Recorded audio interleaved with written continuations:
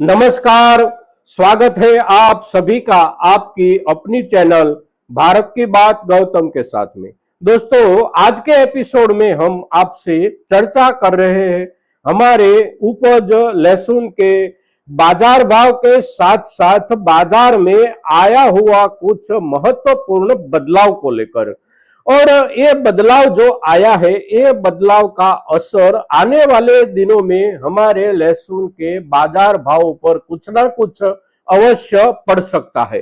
पिछले दिनों में देखें, यानी कि पिछला सप्ताह जो बीता हमारा, ये सितंबर का पहला सप्ताह जो बीता, उसी सप्ताह के दौरान हमारे सभी कृषि उपज मंडियों में हमारे किसान भाइयों की ओर से लहसुन की आवकों में बढ़ोतरी बनी रही। अब वो सप्ताह जो पूरा हुआ, वो पूरे होने के समय यानी कि अंतिम 1 या 2 दिन के दौरान आवकें ज्यादा बढ़ी हुई थी, किंतु भावों पर उसका ऐसा असर नहीं पड़ता दिखाई देता था कि ज्यादा आवकों के चलते भावों में गिरावट कहीं पर आई हो। अब ये जो सप्ताह दूसरा शुरू हुआ है सितंबर का, वो सप्ताह शुरू हुआ 8 तारीख सोमवार से, और आज हम जब आपसे चर्चा कर रहे हैं तो आज का दिनांक है 10 सितंबर और दिन है बुधवार का दिन है और तीसरा दिन है सप्ताह का। तो ये तीनों दिनों के दौरान देखें तो कल भी और सोमवार के दिन भी सभी बाजारों में, खास करके हमारे प्रमुख बाजार जो है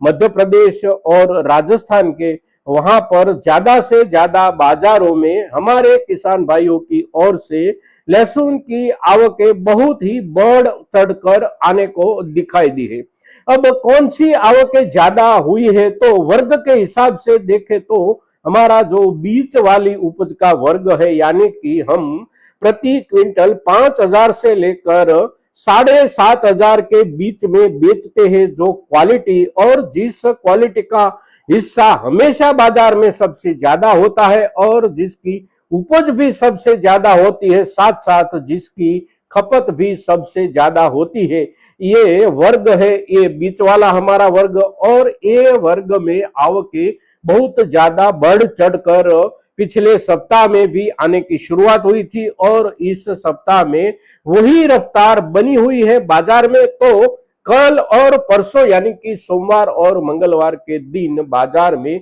उसका असर कुछ दिखाई दिया है। कुछ बाजारों में भावों में बढ़त जो पिछले दिनों में कुछ चली आई थी, वो बढ़त आगे बढ़ने से रुक गई है।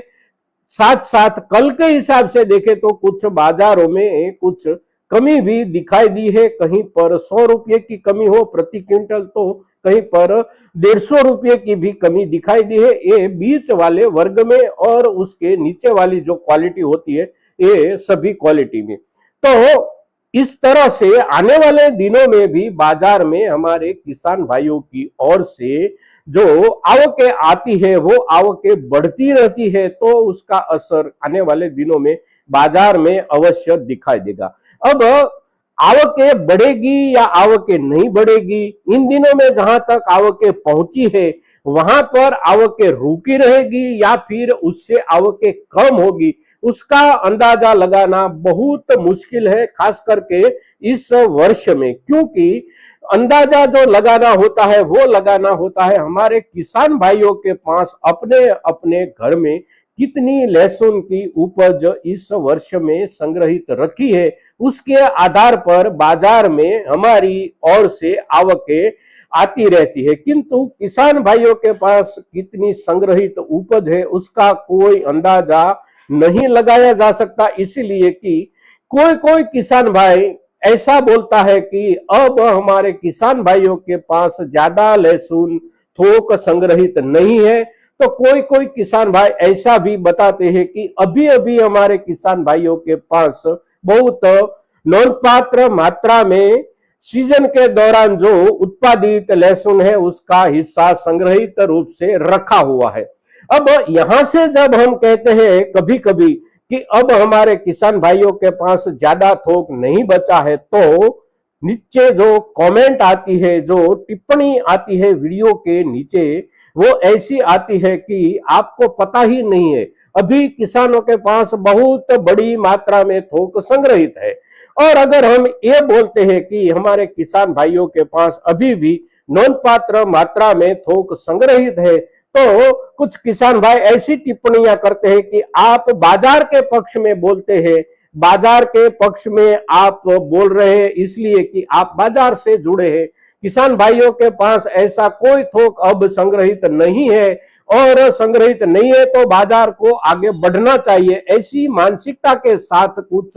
किसान भाई, हमारे दर्शक जो होते हैं, वो ऐसी टिप्पणियां करते हैं कि आपको पता नहीं है कि किसान भाइयों के पास अब कितनी उपज है। और ये बात आंशिक रूप से सही भी है, क्योंकि सभी के पास कितना उपज संग्रहित है उसका अंदाजा हमारे पास भी नहीं होता, बाजार के पास भी नहीं होता, और हमारे सभी किसान भाइयों के पास भी नहीं होता। किंतु हमारे पास जितना भी संग्रहित थोक है अभी तक, उसके आधार पर ही आने वाले दिनों में बाजार में आवकों की रफ्तार और आवकों की थोक में बढ़ोतरी या स्थिरता या फिर कटौती की संभावना बनती है। तो उसका अंदाजा लगाने के लिए किसी भी हमारे जैसे लोगों की चर्चा के साथ साथ आप सभी किसान भाई अपने अपने गांवों में, अपने अपने इलाकों में एक नजर डालें, और वो नजर कुछ अभ्यास के हिसाब से होनी चाहिए। और कौन से किसानों के पास, हमारे आसपास के गांवों में,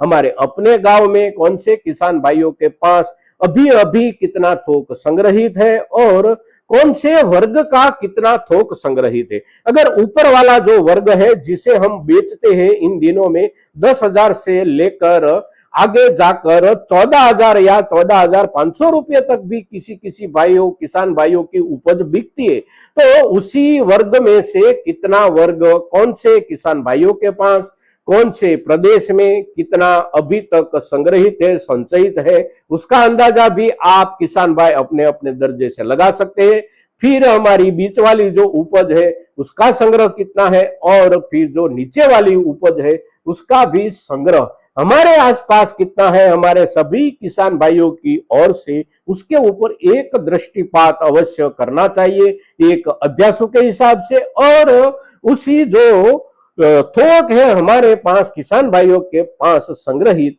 उसी थोक के आधार पर आप सभी किसान भाई अपने अपने ढंग से अंदाजा लगा सकते हैं कि आने वाले दिनों में बाजार की और हमारे किसान भाइयों की तरफ से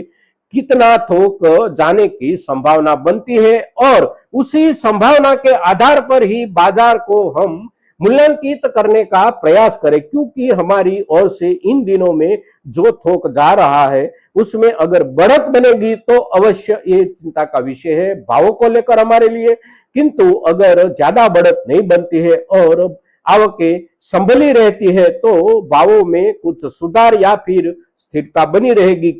किंतु अगर हमारी ओर से बाजार की ओर जाने वाली थोक में कमी आती है और नोंदपात्र कमी आती है तो अवश्य हम बाजार से अपेक्षा रख सकते हैं सुधार की। दोस्तों, तो आज के दिन हमारी किसान भाइयों की ओर से बाजार में जाती हुई लहसुन उपज में आए हुए बदलाव को लेकर हम जब आपसे बात करते हैं तो हमारी आज की यह चर्चा बहुत महत्वपूर्ण है, क्योंकि इसके साथ एक बदलाव का चित्र जुड़ा है। तो आज की हमारी ये चर्चा ज्यादा से ज्यादा किसान भाइयों तक पहुंचे, इसके लिए आपके सहयोग की अपेक्षा के साथ जय हिंद, जय भारत।